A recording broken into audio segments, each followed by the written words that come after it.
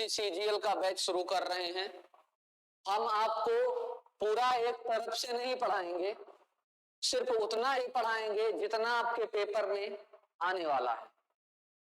ज्यादा पढ़ करके कोई जरूरत नहीं है, क्योंकि एसएससी सीजीएल का या एसएससी 10+2 का अभी जो एग्जाम शुरू हुआ, कुछ लोगों के एग्जाम तो जून में हो जाएंगे। जून में 24 से 27 जून तक के बीच। और एसएससी सीजीएल जिसका अभी फॉर्म चल रहा है, उसका एग्जाम होगा 14 से 27 जुलाई तक। 14 से 27 जुलाई तक। ये वाला फॉर्म जो है, ये इस बार ग्रेजुएशन लास्ट ईयर जिसका चल रहा है, लास्ट ईयर, और जिसका ग्रेजुएशन कंप्लीट हो गया है, ग्रेजुएशन जिसका कंप्लीट हो गया है, दोनों लोग इसको भर सकते हैं। एज 18 से कुछ की 27 है और कुछ पोस्ट की 18 से 32 साल तक। अपने हिसाब से देख करके फॉर्म आप फिल कर सकते हैं। जैसे कि हमारा ये आज पहला सेशन है, इस वजह से हमें जो पढ़ाना है, एसएससी सीजीएल को ध्यान में रखते हुए lower PCS, UP triple SC में जो अभी आगे पेट का एग्जाम होगा उसके लिए, इन सारी चीजों के लिए हमें पढ़ाना है। ध्यान से पढ़ना है। 25 क्वेश्चन जीएस के, 25 क्वेश्चन मैथ के, 25 रीजनिंग और 25 इंग्लिश। इन 4 सब्जेक्ट से 25-25 क्वेश्चन आएंगे। हम लोगों को एक एक करके सारा सीजन खत्म करना है, क्योंकि हमारे पास बहुत ज्यादा ही कम समय है और इतने कम समय में हमको अपने सब्जेक्ट को तैयार करना है। ना केवल तैयार करना है बल्कि पास भी होना। आज से हम लोग शुरू करते हैं अपने नए क्लास में। पहला क्लास है, ध्यान से पढ़ो और अपने कॉपी में नोट डाउन करते चलो, क्योंकि एक एक लाइन बहुत ही ज्यादा इंपॉर्टेंट है। हम शुरुआत करेंगे एक छोटे से छोटे चैप्टर की। सबसे पहले हम आज जीएस की बात कर लेते हैं, जिसमें जीएस में हमारे सारे पार्ट आ जाएंगे।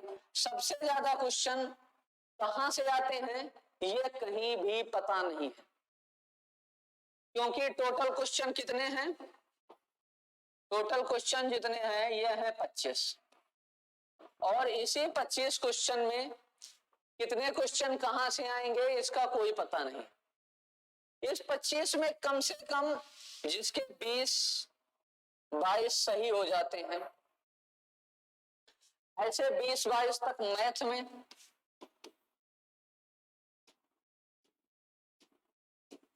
20-22 रीजनिंग में,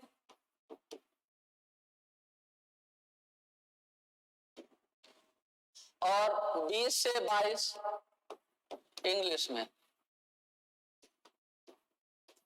उसका स्कोर अच्छा माना जाता है। हम मिनिमम 80 मान लेते हैं 100 में,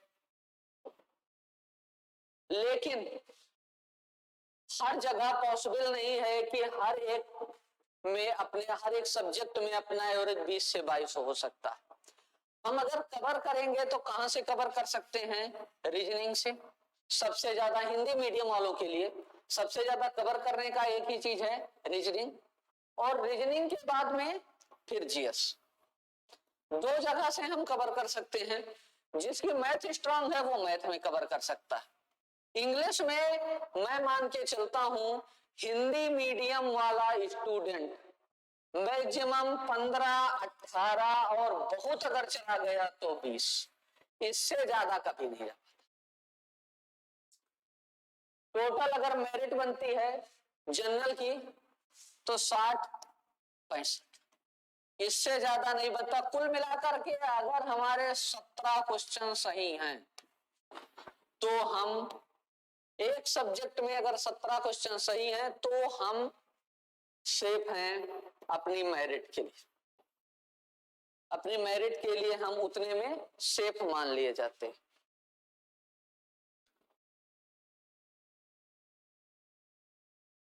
देखते हैं, आज से हम लोग जीएस की क्लास शुरू करते हैं। सोमवार से संभवतः हर एक सब्जेक्ट की पूरी क्लास चलने लगेगी। आज हम शुरू करते हैं जीएस का पहला सेशन। कॉपी पेन लेकर के बैठ जाइए और उसको एक तरफ से नोट डाउन करिए।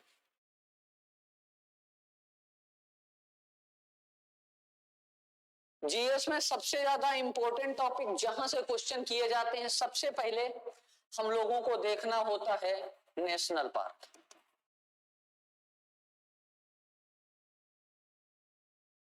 हर साल एसएससी का कोई भी एग्जाम ले लीजिए, चाहे वो एमटीएस का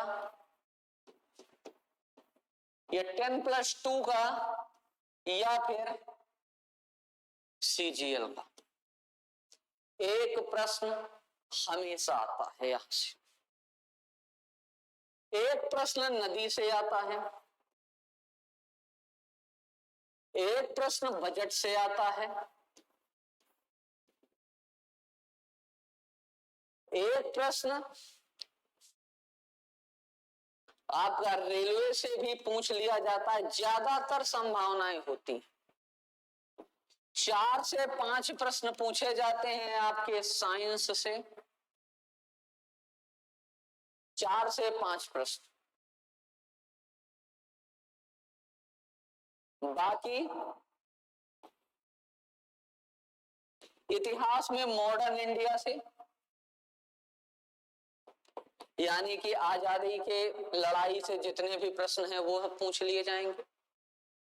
ऐसे करके 25 प्रश्न उनको पूरे करने होते हैं। कहां से कर रहे हैं, कोई निर्धारित टॉपिक नहीं है, बस एक मोटा मोटा अनुमान लगाया जा सकता है। फिर भी हम लोगों को एक एक करके सारे टॉपिक को कवर करना है। एग्रीकल्चर से भी क्वेश्चन ले लिया जाता है। हम लोगों को एक एक जगह से, एक एक टॉपिक से अपने क्वेश्चन कवर करने हैं कि जहां से भी आए कुल मिलाकर के छूटना नहीं चाहिए। करीब 8 से 10 क्वेश्चन करंट अफेयर्स के हो जाते हैं। करंट अफेयर्स कहीं बाहर से कुछ भी नहीं, ज्यादा से ज्यादा आपसे पूछा जाएगा नोबेल प्राइज, भारत में जो भी अवार्ड दिए जाते हैं, भारत रत्न, पद्मश्री, पद्म भूषण, पद्म विभूषण जैसे पुरस्कार, सेना के जो पुरस्कार हैं उनसे, या हमारी सेना संबंधित सशस्त्र बलों से भी यदा कदा कुछ ना कुछ पूछ ही लिया जाता है। आज हम शुरुआत करेंगे एक तरफ से, जिसमें सबसे पहले हम ज्योग्राफी को उठाएंगे। ज्योग्राफी और एनवायरनमेंट अर्थात भूगोल और पर्यावरण, यहां से आज हम शुरू करेंगे। जब उत्तर प्रदेश का पेट का एग्जाम होगा तो उसमें पेट का भी कवर करा दिया जाएगा। फिलहाल ज्यादा बातें न करते हुए शुरू करते हैं। जैसे हम लोगों का पहला टॉपिक है नदी और उसके किनारे, उसके किनारे बसे शहर।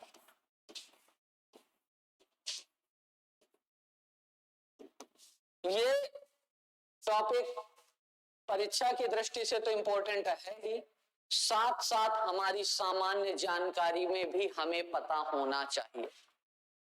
भारत में कुल कितनी नदियां हैं इसका अनुमान अभी तक ज्योग्राफिकल ऑफ इंडिया भी नहीं लगा पाया। वैसे अंदाजा लगाया जाता है कि 2418 नदियां कुल भारत में अभी तक पता चली है। इससे भी ज्यादा हो सकती है। पर्यावरण में हमारे चारों तरफ के उपस्थित आवरण को हम पर्यावरण कहते हैं, एक मोटे तौर पर हमने मान लिया। लेकिन इसमें भी क्या एक छोटी सी परिभाषा है? नहीं, जितना हाई सिलेबस होगा उतनी ही परिभाषा उसकी ब्रॉड होती चली जाएगी। फिर भी हमारा आज का जो टॉपिक है नदी और उसके किनारे बसे शहर, हम लोग यहाँ की बात करते हैं।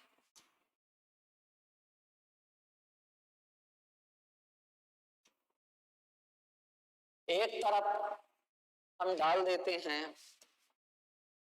नदी और दूसरी तरफ डाल देते हैं शहर। ऐसे क्वेश्चन स्टार्टिंग में ही पूछे जाते हैं। तो पहली नदी हम यहां से शुरू कर देते हैं, जैसे कि गंगा। अब ये गंगा है, गंगा का उद्गम स्थल गंगोत्री से है। गंगोत्री कहाँ पे स्थित है? हिमालय में। हिमालय में कहाँ पे? शिवालिक हिमालय में। तो ऐसे करो बहुत बड़ा हो जाएगा। फिलहाल हम एक छोटा सा टॉपिक पढ़ा रहे हैं, वहां से देखिए। गंगा के किनारे बसे हुए शहर बहुत सारे शहर हैं, क्योंकि गंगा भारत की सबसे लंबी नदी मानी जाती है, 2525 किलोमीटर जिसकी लंबाई है। और उसके किनारे सबसे पहले बसा हुआ शहर हरिद्वार। हरिद्वार के बाद में फिर कानपुर, और कानपुर के बाद में फिर अपना प्रयागराज। प्रयागराज के बाद में वाराणसी। वाराणसी के बाद में फिर पटना। पटना के बाद में हम मालदा भी ले लेते हैं। मालदा से ही गंगा दो भागों में बढ़ जाती है, मालदा भी ले लेते हैं। ये शहर जो हैं वो गंगा के किनारे बसे हुए हैं। फिर आ जाती है यमुना, और यमुना के किनारे दिल्ली।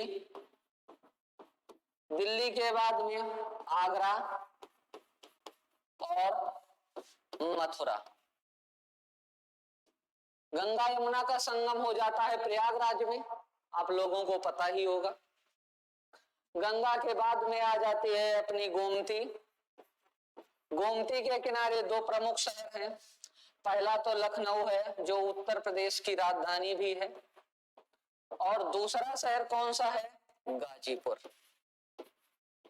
गाजीपुर में ही जो गोमती है ये गंगा से मिल जाती। और उसके बाद में फिर रामगंगा है। रामगंगा के किनारे बसा शहर बरेली। ये रामगंगा कन्नौज के पास आकर के गंगा में मिल जाती है। ऐसे जितनी भी छोटी छोटी बहुत सारी नदियां हैं जो बड़ी नदियों में मिल जाती हैं, और बड़ी नदियां समुद्र में गिरने से पहले या तो डेल्टा बनाती हैं या फिर एस्चुरी। पश्चिम की तरफ बहने वाली नदियां ज्यादातर एस्चुरी बनाती हैं, और जो इधर बंगाल की खाड़ी में गिरती हैं वो सब ज्यादातर डेल्टा ही बनाती। इसको नोट डाउन करना है। और इसके बाद में फिर हम आगे बढ़ते हैं। रामगंगा के बाद में फिर हमने एक नदी का नाम सुना होगा, हिंडन। हिंडन के किनारे एक शहर बसा हुआ है जिसका नाम है गाजियाबाद। आप लोगों ने नाम सुना होगा, गाजियाबाद बसा हुआ है। उसके बाद में फिर चंबल है। चंबल के किनारे एक शहर है कोटा, नाम सुना होगा। आईआईटी और नीट वालों के लिए ये बहुत बड़ा शिक्षा का केंद्र है राजस्थान में। कोटा के बाद में फिर एक नदी और भी है कोसी। कोसी के किनारे कौन सा शहर बसा हुआ है? दो शहर हैं बिहार के, एक तो कटिहार और दूसरा कौन सा है? भागलपुर। इसी भागलपुर के अंदर कोसी आकर के गंगा में मिल जाती है। उसके बाद में फिर जितने भी बड़े शहर हैं कहीं ना कहीं किसी ना किसी नदी के किनारे बसे हुए हैं। आगे एक नदी है सबसे बड़ी, जिसका नाम हम जानते हैं ब्रह्मपुत्र। ब्रह्मपुत्र के किनारे बसा हुआ है डिब्रूगढ़, और दूसरा शहर बसा हुआ है गुवाहाटी। याद रहना चाहिए, गंगा और ब्रह्मपुत्र दोनों नदियां मिलकर संसार का सबसे बड़ा डेल्टा, सुंदरबन का डेल्टा बनाती। एक नदी आती है नर्मदा, और नर्मदा के किनारे बसा हुआ है शहर जबलपुर। नर्मदा के बाद आती है ताप्ती, नर्मदा, और नर्मदा के बाद में नदी आती है ताप्ती। ताप्ती है, इसको कहीं कहीं पर आप तापी भी लिखा पाएंगे। ताप्ती के किनारे शहर बसा हुआ है सूरत। इसके बाद में आती है सतलज। इसके बाद में अगली नदी आती है सतलज। सतलज के किनारे बड़ा शहर बसा, दो शहर हैं, एक का नाम है फिरोजपुर और दूसरे का नाम है लुधियाना।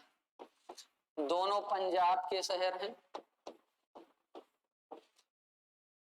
उत्तर में एक सबसे बड़ी नदी है जिसका नाम है सिंधु, और सिंधु के किनारे शहर बसा हुआ है लेह, जो लद्दाख की राजधानी भी। फिर एक नदी है झेलम, और झेलम के किनारे शहर बसा हुआ है श्रीनगर। श्रीनगर शहर किसके किनारे बसा हुआ है? झेलम के किनारे। ये मोटी मोटी कुछ नदियां थी। उसके बाद में एक नदी और भी है कृष्णा। कृष्णा के किनारे विजयवाड़ा,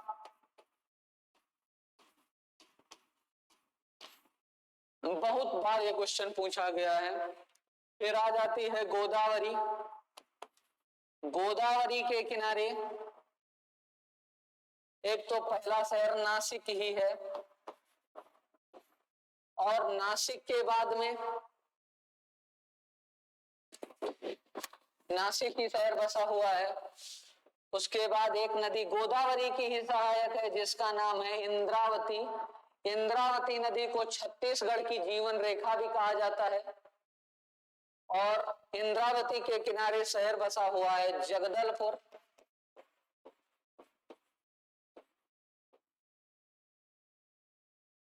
नेक्स्ट में हम और आगे आ जाते हैं।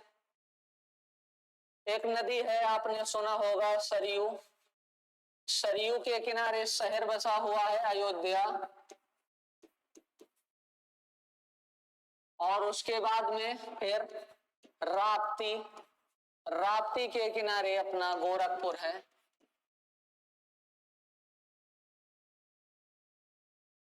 राप्ती के किनारे कौन सा शहर बसा हुआ है? गोरखपुर। फिर एक नदी आती है सोन। सोन के किनारे शहर बसा हुआ है सोनपुर, और सोनपुर में ही भारत विश्व का सबसे बड़ा मेला, पशु मेला सबसे बड़ा विश्व का, कहां पे लगता है? सोनपुर में। उसके बाद में बहुत सारे शहर हैं।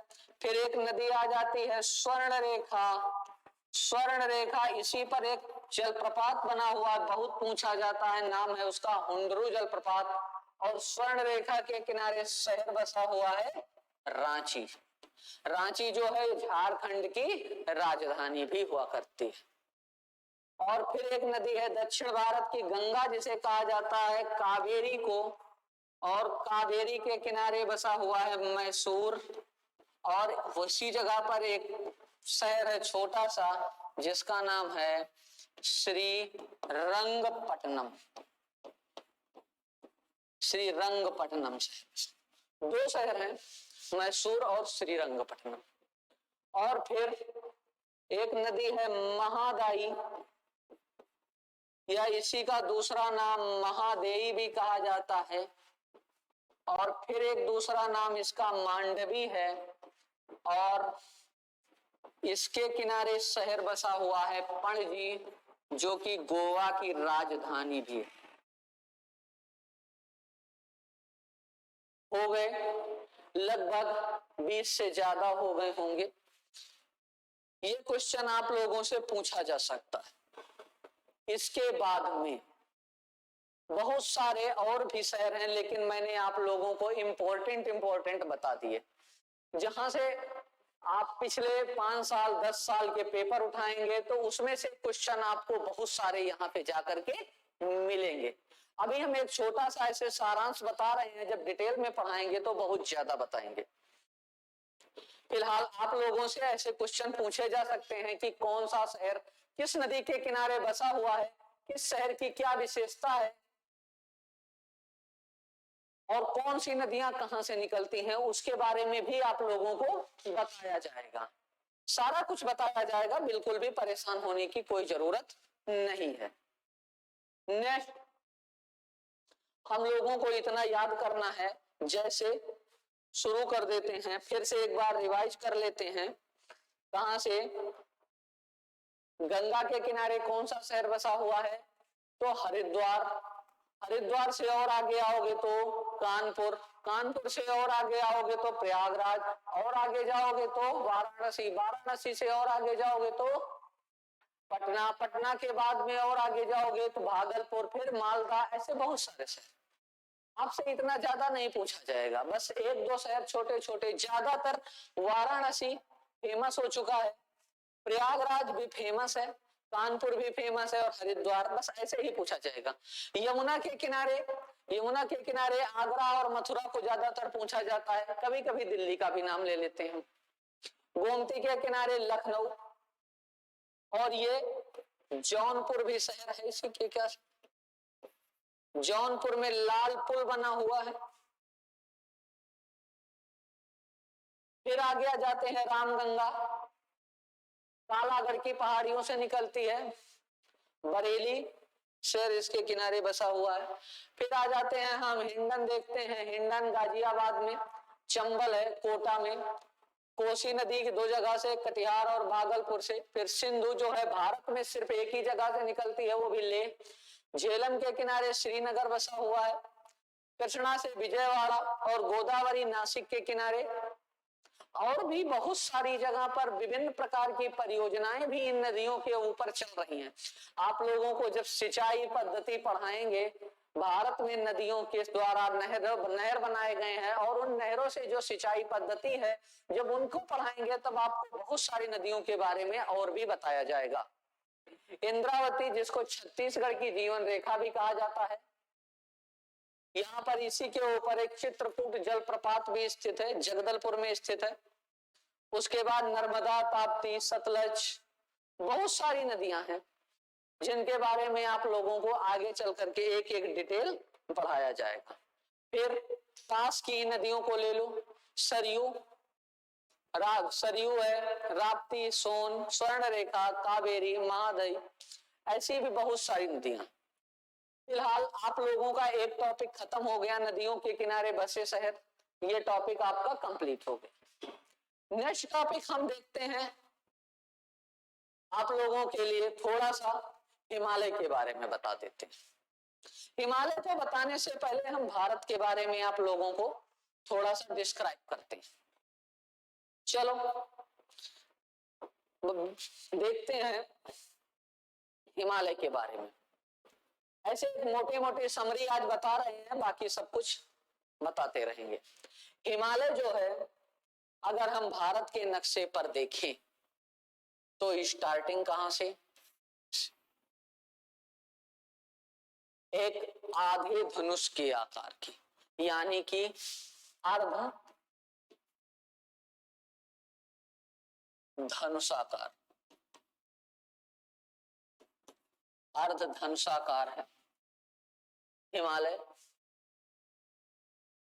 यहां से शुरू होता है जो दूसरा एकदम पश्चिमी पॉइंट, जैसे हम लोग पढ़ते हैं 4 पॉइंट, ये ऊपर नॉर्थ होता है, इधर वेस्ट होता है, इधर ईस्ट होता है, और इधर साउथ होता है। जब हम इसमें पढ़ते हैं तो इसको फिर हम कौन सा पार्ट मानेंगे? इसको मानेंगे हम पश्चिमी क्षेत्र। कौन सा बिंदु हो गया ये पश्चिमी बिंदु हो गया। और इधर का, इधर को पूर्वी।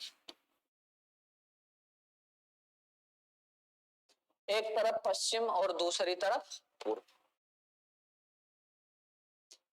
हम लोग यहां से शुरू करते हैं, इसको मिटा देते हैं, इसको भी मिटा देते हैं, लिखने में आपको आसानी रहेगी। यहां से शुरू कर देते हैं, ऐसे धनुष के आकार का हिमालय बना हुआ है। यहाँ पे पश्चिमी पॉइंट जो है उसको हम लोग बोलते हैं नंगा पर्वत। पश्चिम पॉइंट, यहीं से पास से सिंधु नदी निकलती। कौन सी नदी है? सिंधु, जो पाकिस्तान को चली जाती। नंगा पर्वत और सिंधु नदी के पास से हम पश्चिमी अपना केंद्र, हिमालय का जो भारत में केंद्र है, उसको हम कहां से मानते हैं? सिंधु के पास से, नंगा पर्वत से। क्योंकि प्राकृतिक सीमाएं प्राकृतिक चीजों को ही मानती हैं। जैसे नदियां हैं वो सिर्फ प्राकृतिक सीमाओं को मानती हैं, ना कि मनुष्यों के द्वारा बनाई गई। और इधर का जो पार्ट है, इधर हम मानते हैं कौन सा? नामचा बरवा। क्या मानते हैं? नामचा बरवा। और यहां पर एक नदी है जिसका नाम क्या है? दिहांग। इधर जो नदी है उसका नाम दिहांग है, और इधर जो नदी है उसका नाम सिंध। अब यहां सिंधु से लेकर दिहांग तक, या फिर हम दूसरे शब्दों में ये कहें, नांगा पर्वत से लेकर नामचा बरवा तक, यहां तक की जो कुल लंबाई है, औसत लंबाई कुल कितनी है? अगर हम मानते हैं तो 2400 किलोमीटर। कितनी है? 2400 किलोमीटर। और चौड़ाई कितनी है?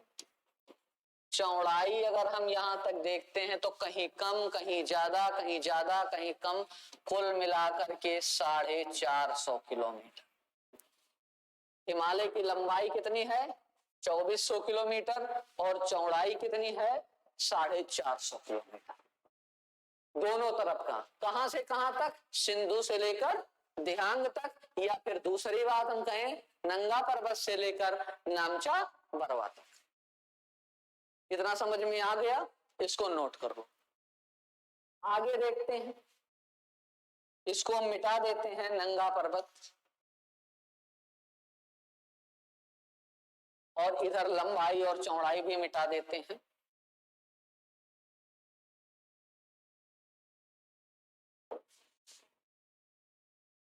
और इधर यहां तक आपको आसान हो जाएगा। यहां पर जगह कौन सी, नदी कौन सी थी? दिहांग। और यहां पर जगह कौन सी थी? यहां पर नदी थी कौन सी? सिंधु। अब इसी लंबाई के हिसाब से, यानी मैंने अभी कहा प्राकृतिक लंबाई हम नापेंगे। सिंधु से लेकर बीच में एक नदी बहती है यहां पर, इसका नाम यहां पर रखा जाता है सतलज। सतलज के बाद फिर यहाँ पे एक नदी आ जाती है काली, और काली के बाद एक नदी यहाँ पे आ जाती है जिसका नाम हम रखते हैं तीस्ता, और तीस्ता के बाद में एक नदी, ये लास्ट में जो है उसका नाम दिहांग। तो सिंधु से लेकर सतलज तक के हिमालय का जो क्षेत्र, इसको कहा जाता है पंजाब हिमालय। ये जो क्षेत्र है इसको कहा जाता है पंजाब हिमालय। सतलज से लेकर काली तक के बीच के क्षेत्र को कहा जाता है कुमाऊं हिमालय।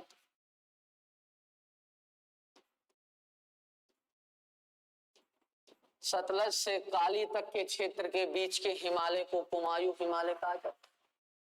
काली से तीस्ता के बीच के क्षेत्र को नेपाल हिमालय।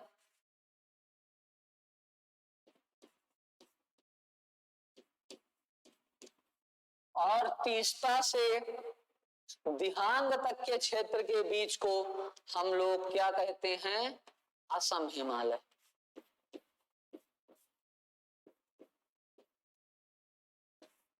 यूपी पीसीएस में यह क्वेश्चन कई बार पूछा जा चुका है।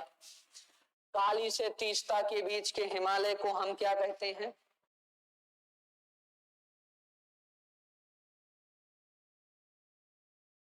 तीस्ता से दिहांग के बीच के हिमालय को हम क्या कहते हैं?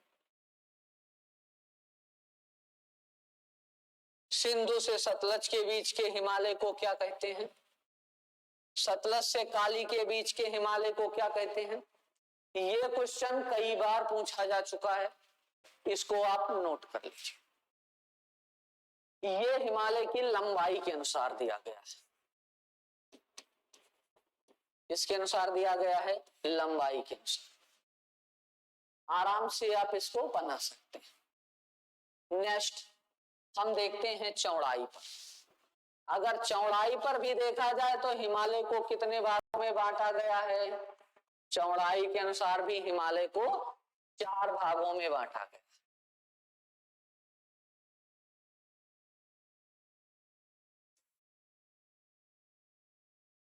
चार भागों में हिमालय को बांटा गया है। अगर हम उत्तर से दक्षिण, अर्थात उत्तर से दक्षिण यानी कि नॉर्थ से साउथ, तो सबसे ऊपर कौन सी चोटी है? काराकोरम। ये भी लगाने को आता है, सीरीज लगाने को आता है, कई बार बहुत सारे क्वेश्चन इससे भी आ चुके हैं। काराकोरम के बाद में फिर आता है महान हिमालय। महान हिमालय, और महान हिमालय के बाद में आता है लघु हिमालय।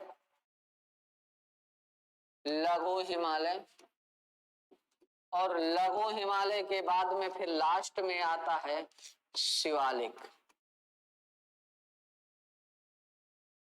जो देहरादून है, हरिद्वार, कोटद्वार, देहरादून, ये सब शिवालिक, मंसूरी, ये सब शिवालिक हिमालय के ही पार्ट में बसे।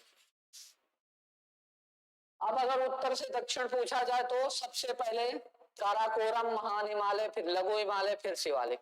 अर्थात पर्वत से मैदान की तरफ आने में ऐसे है, और मैदान से पर्वत की तरफ जाने में सबसे पहले क्या मिलेगा? शिवालिक, लघु, फिर महान, और उसके बाद काराकोरम। अर्थात ये 4 भागों में लंबाई में बांटा गया है और 4 भागों में चौड़ाई में भी बांटा गया है। ये दोनों जगह से कई बार क्वेश्चन पूछे जा चुके हैं, नोट कर लेना आप लोग। नेक्स्ट हम देखते हैं, हिमालय की लंबाई चौड़ाई हो गई। अब एक प्रश्न भारत की जो 5 नदियां हैं वहां से भी पूछा जाता है, अर्थात वही ऊपर नॉर्थ और साउथ।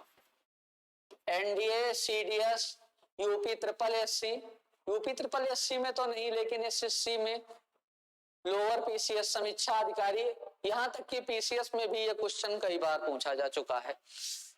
कौन सा? नदियां, सिंधु, सतलज, झेलम, चिनाब और रावी, इन 5 नदियों को क्रम वाइज यह क्वेश्चन भी कई बार पूछा जा चुका।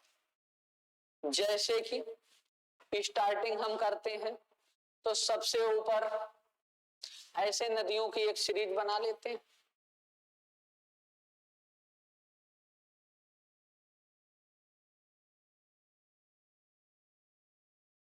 बीच के क्षेत्र को क्या बोलते हैं? यहां पर विस्त, बारी, रचना, चाज, और फिर सबसे ऊपर सिंधु सागर। ऊपर बना देते हैं कौन सा? एक सिंधु सागर। यहां से देख लेते हैं, सिंधु सागर हो गए। अब यहां पर सबसे पहली नदी कौन सी है? विस्त। ये पीछे का ले लीजिए, आपको ऐसे पता चल जाएगा। सतलज, ब्यास, रावी, फिर चिनाब, और चिनाब के बाद में ऊपर इधर लिख देते हैं हम इसको झेलम, और झेलम के बाद में ये ऊपर सबसे सिंधु। नदियां कौन कौन सी हो गई? सतलज, ब्यास, रावी, चिनाब, झेलम और सिंधु। यानी सबसे उत्तर में सिंधु और सबसे दक्षिण में सतलज। अगर हम उत्तर से दक्षिण की तरफ करेंगे तो सिंधु, फिर झेलम, फिर चिनाब, फिर रावी और उसके बाद में ब्यास और फिर सतलज। और दक्षिण से उत्तर में जाएंगे तो सतलज, ब्यास, रावी, चिनाब, झेलम और सिंधु। इनको भी हमें क्रम वाइज लगाने को आता है, कई बार लगाने को आया भी है। बहुत जगह पर ये इधर से उधर कर दिया जाता है, क्रम को गड़बड़ कर दिया जाता है, तो इससे बच्चे कंफ्यूज हो जाते हैं और गलत कर देते हैं। अब जो ये बीच में हमने लिखा क्या, बिस्त, बारी, रचना, चाज और सिंधु सागर, ये क्या है? नेक्स्ट पेज में हम देखते हैं। सबसे पहले क्या है? सिंधु सागर हमने पढ़ा था। सिंधु सागर, ये सिंधु सागर क्या है? सिंधु और झेलम के बीच का मैदान, झेलम के बीच का मैदान क्या कहलाता है? सिंधु सागर। ये प्रश्न कई बार पूछा जा चुका आपके अपने एग्जाम में। दूसरा कौन सा था? दूसरा जो जैसे था सिंधु, फिर चाज। ये कौन सा है? चिनाब और वह झेलम के बीच का क्षेत्र। फिर रचना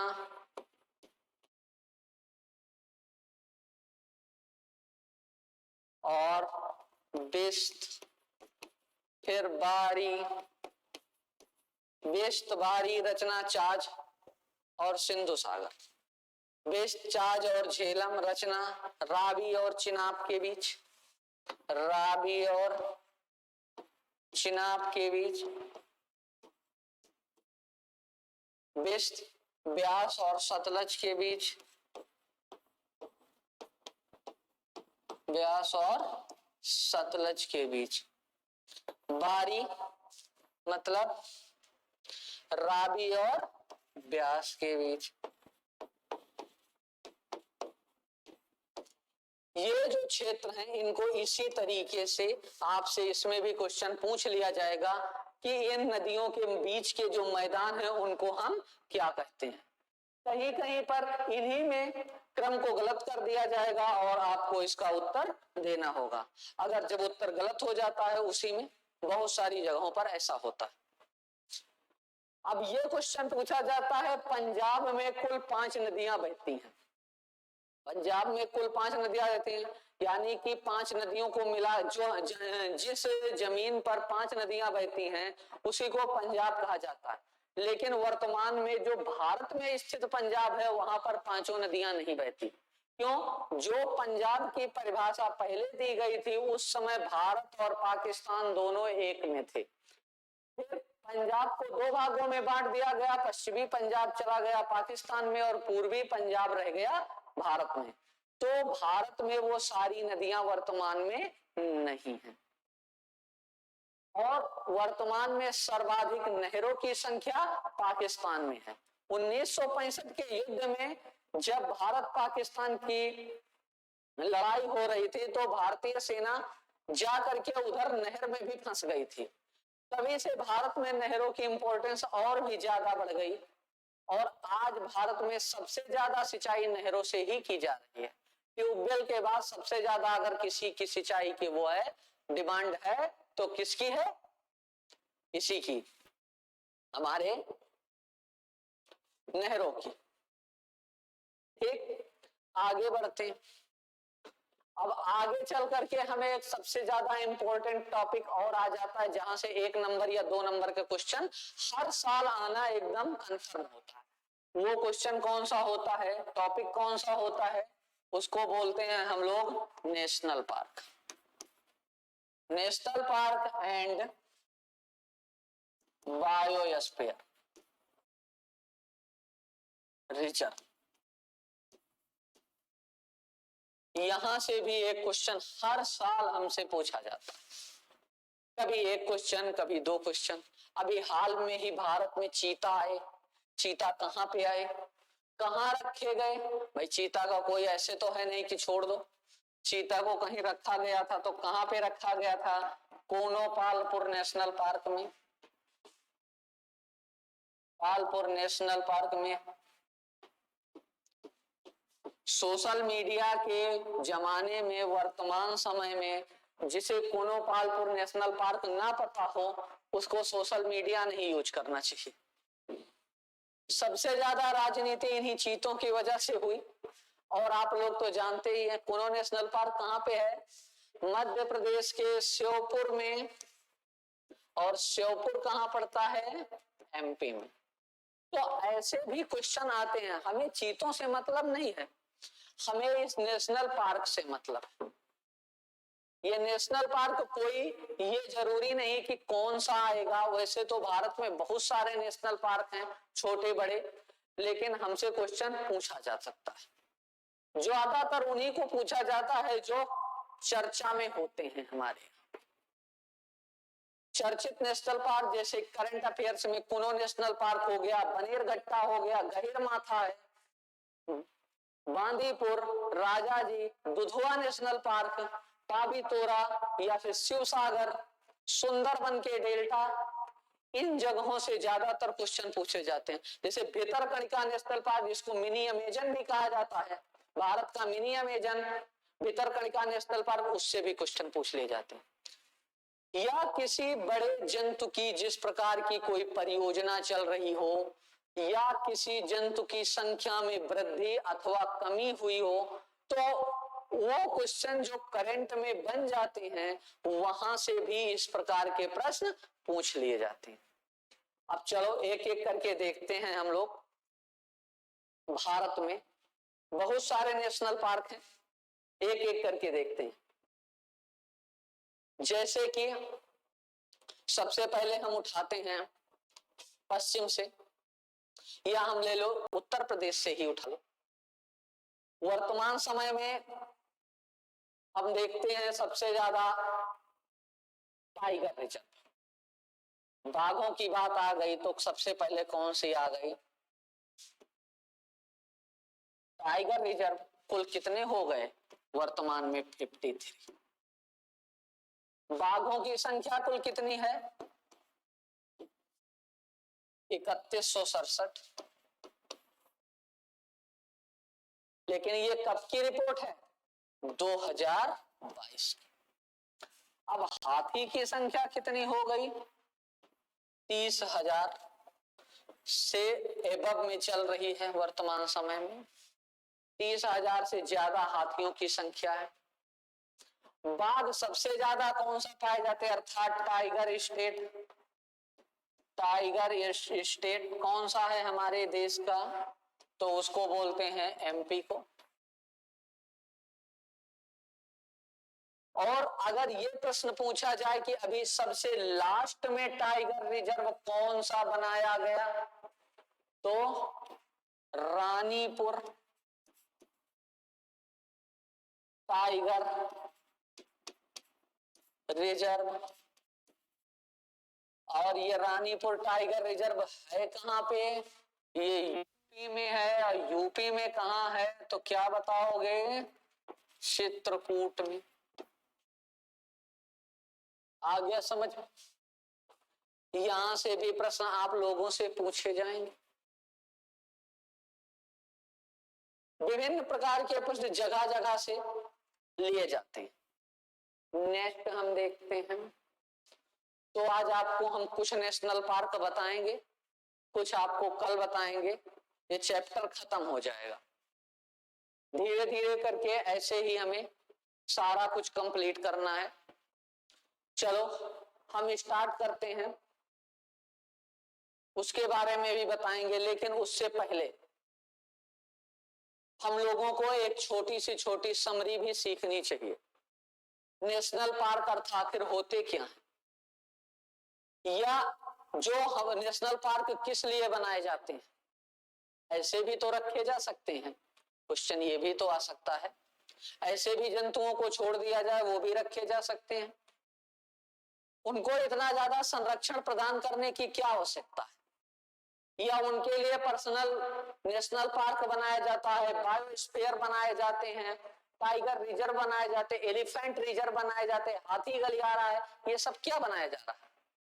उन्हें जंगल में छोड़ दो, वो ऐसे भी रह लेंगे। कौन सा जानवर को पता है कि वो किस टाइगर रिजर्व में रह रहा है? वो तो जंगल में रह रहा है, सिर्फ इतना ही पता होता है। हम लोगों को अभी बहुत सारी चीजों को पढ़ना है, जैसे कि टाइगर रिजर्व पढ़ाने से पहले हम एक छोटी सी 2-4 बातें बता दे रहे हैं, वैसे आगे डिटेल में इसको हम बताएंगे। भारत का एक छोटा सा मैप ले लो ऐसे, तो भी हमने आपको क्या बताया, ऊपर नॉर्थ है, नीचे साउथ है, इधर क्या है, इधर ईस्ट है, और इधर क्या है, इधर वेस्ट है, अर्थात ये पश्चिम हो गया। इसको हम लोग क्या बोल सकते हैं, पश्चिम। और इधर का जो हो गया, इसको हम क्या बोलेंगे, पूर्व।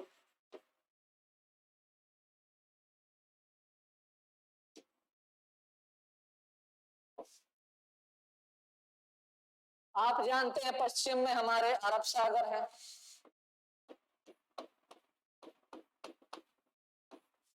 और पूरब में क्या है, बंगाल की खाड़ी।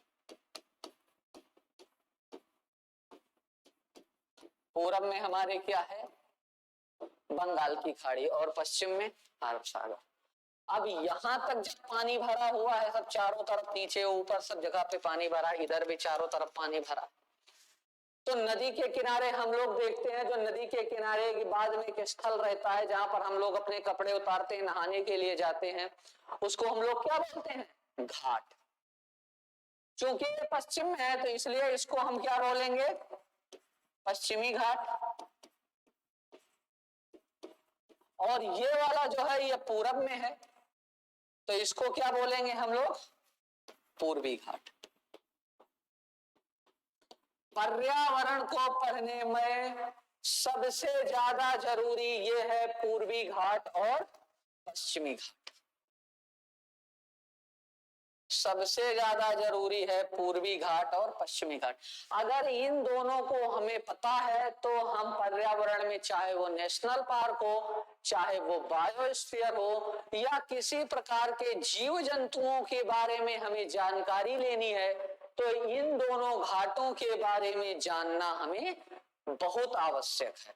अब पश्चिम घाट ये वाला हो गया, पूर्वी घाट ये वाला हो गया, तो ये दोनों कहाँ मिलेंगे, यहाँ पर। तो इस जगह को क्या बोलते हैं हम लोग, नीलगिरी। क्या बोलेंगे इसको, नीलगिरी।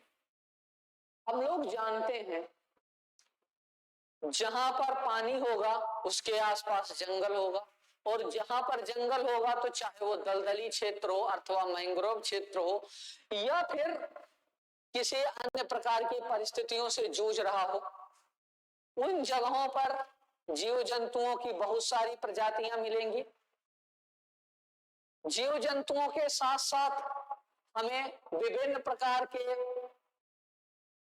वनस्पतियों की प्रजातियां प्राप्त होंगी।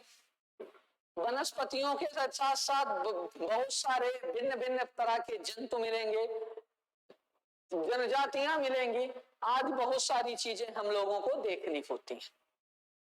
पश्चिमी घाट और पूर्वी घाट ये दोनों क्षेत्र ऐसे हैं जहां पर बहुत सारी नदियां निकलती हैं। नदियों के साथ साथ कई जगह पर बहुत सारे डेल्टा भी हैं, एस्चुरी भी हैं, आदि सब कुछ है। हम लोगों को इन दोनों चीजों को याद रखना बहुत जरूरी है। पश्चिमी घाट वर्तमान में विकास के नाम पर बहुत ज्यादा क्षरण हो रहा है, बहुत उसको नुकसान पहुंचाया जा रहा है, और यहां तक कि पूर्वी घाट का तो क्षरण हो चुका है। हमें इन दोनों को भी पढ़ना है। कैसे क्या हो रहा है, कहाँ पे क्षरण हो रहा है, कहाँ पे हम जंगल को बचा रहे हैं, कौन सा बायोस्फीयर है या कौन सा बायोस्फीयर में कौन सी प्रजातियां हैं, इन सब चीजों के बारे में भी हम आगे विस्तार से जानेंगे। चलो देखते हैं धीरे धीरे करके। अभी आप लोगों ने क्या देखा, पश्चिमी घाट, पूर्वी घाट। अब पश्चिमी घाट पूर्वी घाट क्या है? पूरब के तरफ का जो घाट है वो पूर्वी घाट, पश्चिम की तरफ जो घाट है पश्चिमी घाट। और पश्चिमी घाट और पूर्वी घाट दोनों कहाँ मिलते हैं आकर के? नीलगिरी की पहाड़ियों पर। नीलगिरी पहाड़ियों के पास में क्यों, कहाँ पे है? दक्षिण भारत में। नीलगिरी 2 राज्यों में फैला हुआ है, वैसे तो 3 राज्य में, लेकिन हम 2 राज्य मोटे मोटे मानते हैं। कौन सा? केरल और तमिलनाडु।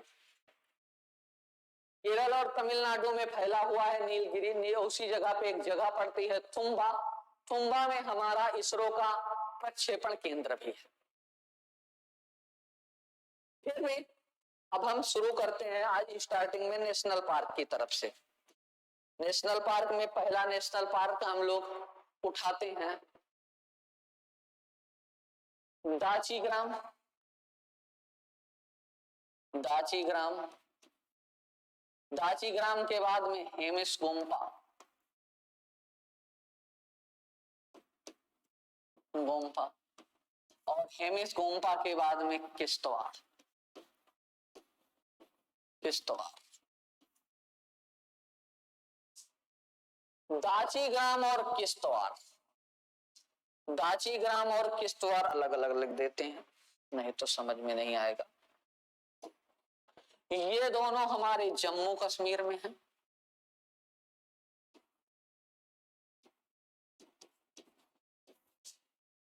और हेमिस-गोम्पा जो है ये कहां पे है?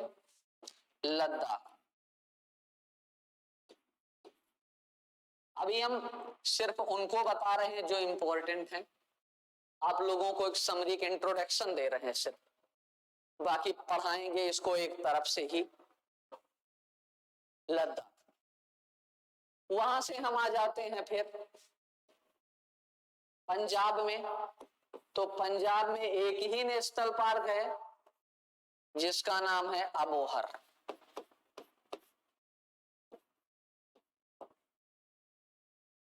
इसका नाम क्या है? अबोहर। और भी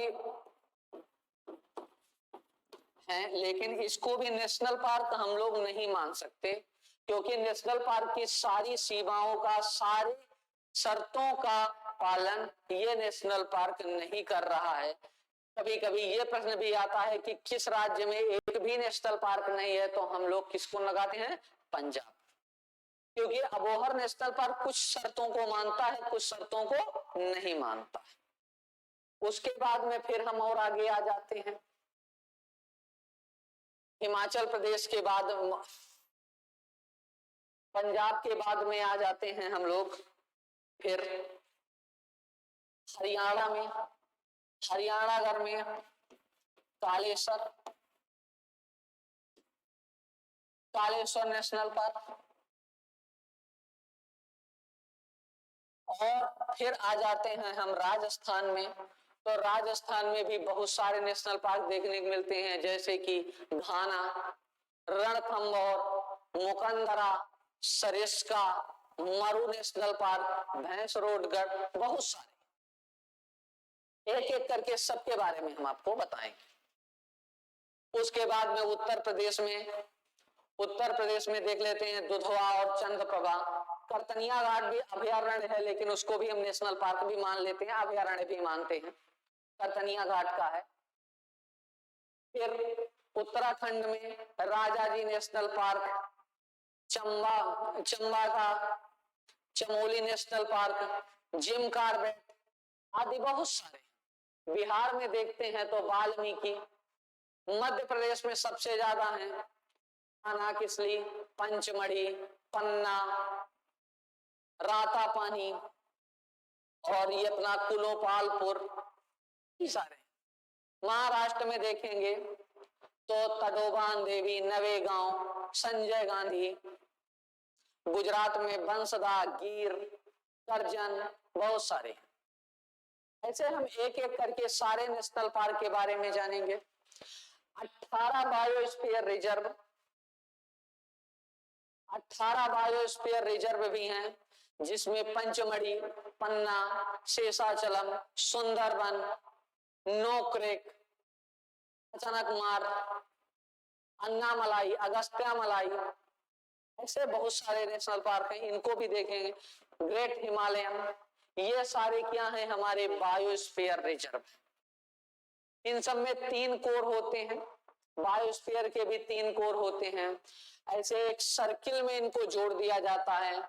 सबसे पहला को क्षेत्र होता है बाह्य क्षेत्र, उसके बाद फिर आता है संक्रमण क्षेत्र, और संक्रमण क्षेत्र के बाद में आता है कोर क्षेत्र। बाह्य क्षेत्र जो होता है, यहाँ पर मानव बस्तियां रहती हैं, कभी कभार कोई जानवर इधर उधर से नीलगाय जैसा छूट कर आ जाता है। फिर ये आ जाता है संक्रमण जोन। संक्रमण क्षेत्र में मनुष्य अपनी बस्तियां नहीं बसा सकता है, लेकिन लकड़ी बटोरने, फल लेने, ये सब चीजें करने जा सकता है। संक्रमण क्षेत्र में जानवरों से मनुष्यों की मुलाकात हो जाती है, संघर्ष चलता रहता है। पर्यटन ज्यादातर यहीं तक, जो भी पर्यटक जाते हैं वो यही सब घूम सकते हैं, इसके आगे नहीं जा सकते। फिर आ जाता है अंदर कोर क्षेत्र, जैव विविधता की विभिन्न प्रकार की वनस्पतियों से समृद्ध क्षेत्र कोर क्षेत्र कहलाता है। सिर्फ रिसर्च वाले या फिर वन विभाग के जिन लोगों को इसकी अथॉरिटी मिली होती है, सिर्फ वही इसके अंदर जाते हैं, बाकी सभी लोग इसके अंदर नहीं जा सकते। इसी प्रकार के ये हमारे जो बायोस्फीयर रिजर्व हैं, इनकी संख्या कितनी है? बायोस्फीयर जितने हैं, इनकी संख्या कुल कितनी है? 18। वर्तमान समय में 18 है। उसके बाद फिर आ जाते हैं वेटलैंड। वेटलैंड कुल कितने हैं भारत में, या इसी को दूसरे भाषा में कहते हैं रामसर, या इसी को हम कहते हैं आर्द्र भूमि। इसी का दूसरा नाम है आर्द्र भूमि। जब इनकी संख्या देखी जाए तो वर्तमान में इसकी संख्या हो गई है 75। 75 में सबसे ज्यादा कहां पे हैं? सबसे ज्यादा हैं तमिलनाडु, और तमिलनाडु में कुल कितने हैं? 14। और दूसरी सबसे ज्यादा कहां पे है? तो दूसरा है क्या, कौन सा पे? उत्तर प्रदेश। और उत्तर प्रदेश में कुल संख्या कितनी है? 10। इनको वेटलैंड जो होते हैं, इनको क्या कहा जाता है? इनका दूसरा नाम रखा गया है प्रकृति की किडनी। इसको हम लोग क्या कहते हैं? प्रकृति की किडनी। क्यों? क्योंकि ये विभिन्न प्रकार के जीवों को आश्रय भी देते हैं, जल को स्वच्छ रखते हैं, और भोजन में भी सहायक होते हैं।